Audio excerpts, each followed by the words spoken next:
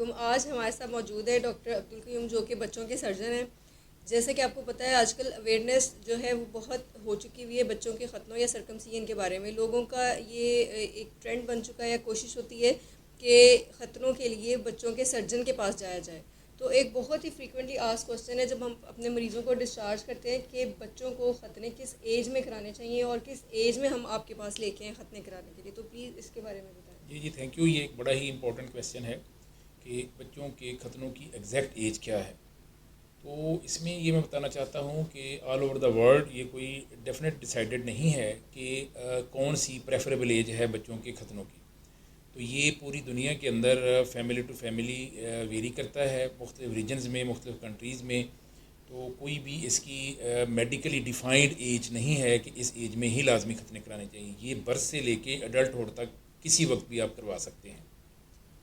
اچھا، کون سی ایسی کنڈیشن ہے، کوئی ایسی میڈیکل کنڈیشنز ہیں جس میں کہ ہم اس کو ڈیلے کر سکتے ہیں، جس میں ہمیں تھوڑا لیٹ کرانے چاہیے، فوراً نہیں کرانے چاہیے؟ ہاں جی، یہ مختلف کنڈیشنز ہیں جس میں خدا نخواستہ اگر پیدائش کے فوری بعد بچہ کسی سیریس بیماری کا شکار ہو جاتا ہے، یا اس کو جو نیونیٹل جونڈس کہتے ہیں وہ ہو جاتا ہے، یا وہ پیدائشی طور پہ کسی کوگولیشن ڈس آرڈر کا شکار ہے، اس کا خون جمنے کی صلاحیت میں کوئی مسئلہ ہے، پہلے ان چیزوں کو ڈیفائنڈ کیا جائے گا، ان کی ٹریٹمنٹ کی جائے گی. جب بچہ ان چیزوں سے نکل جائے گا تو پھر ختنے کروا لینے چاہیے.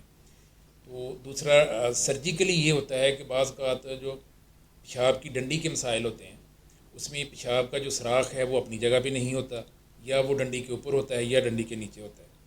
تو اس سلسلے میں بچوں کے ختنے بالکل نہیں کروانے چاہیے. تو تھوڑے سے جب بچہ بڑا ہوگا تو جب اس چیز کو، اس بیماری کا علاج کیا جائے گا تو ساتھ ہی ختنے بھی ہو جائیں گے.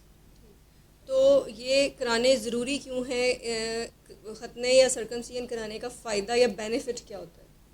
اس میں جنرلی تو مثلا جوز اور مسلم میں تو یہ ایک ریلیجیس بلیف ہے کہ ختنے ہونے چاہیے. باقی رہی عام ایک کویسچن کہ اس کے فوائد کیا ہیں، تو ڈیفینیٹلی کہ ختنے کروانے سے جو جینیٹیلیا کی ہائجن ہے یا اس کی صفائی ہے وہ بہتر ہو جاتی ہے. جب اس کی صفائی بہتر ہوتی ہے تو اس سے ریلیٹڈ جو ڈیزیزز ہیں ان فیوچر وہ کم ہو جاتی ہیں. جیسے کہ یورینری ٹریکٹ انفیکشن جو کہ پیشاب کے سسٹم کا انفیکشن ہے وہ اس کے چانس کم ہو جاتے ہیں، اور اسی طرح سے سیکچول ٹرانسمیٹڈ ڈیزیز جو ہیں ان کے چانسز کم ہو جاتے ہیں. ٹھیک.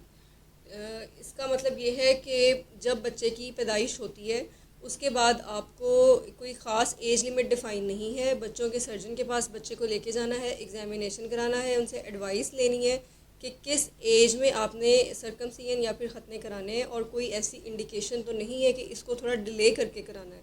تو ہوپ فلی آج کی جو یہ کافی انفارمیٹیو ویڈیو آپ کو پسند آئی ہوگی. Thank you.